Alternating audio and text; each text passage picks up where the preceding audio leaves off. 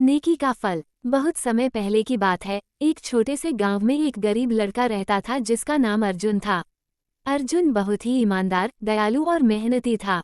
उसके माता पिता की मृत्यु हो चुकी थी और वह अकेला ही जीवन यापन करता था। वह गांव में छोटे छोटे काम करके अपना पेट पालता था। एक दिन अर्जुन जंगल में लकड़ियां बीनने गया। लौटते समय उसे रास्ते में एक घायल हिरन दिखाई दिया। किसी शिकारी का तीर उसके पैर में लगा हुआ था। अर्जुन को उस पर दया आ गई। उसने अपनी छोटी सी पोटली से कपड़ा निकालकर हिरन के जख्म पर बांधा और पास के तालाब से पानी लाकर उसे पिलाया। फिर उसने उसे अपने कंधे पर उठाया और गांव के बाहर एक सुरक्षित जगह पर ले जाकर उसकी देखभाल करने लगा। कई दिन तक अर्जुन ने उस हिरन की सेवा की। धीरे धीरे हिरन ठीक हो गया और एक दिन वह चुपचाप जंगल की ओर चला गया। अर्जुन को थोड़ा दुख तो हुआ, लेकिन उसने सोचा कि उसने जो किया वह उसका फर्ज था। कुछ ही दिनों बाद अर्जुन को गांव के पास एक पुराना गड़ा हुआ घड़ा मिला।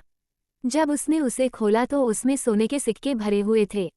अर्जुन डर गया और सोचने लगा कि किसी का खोया हुआ धन होगा।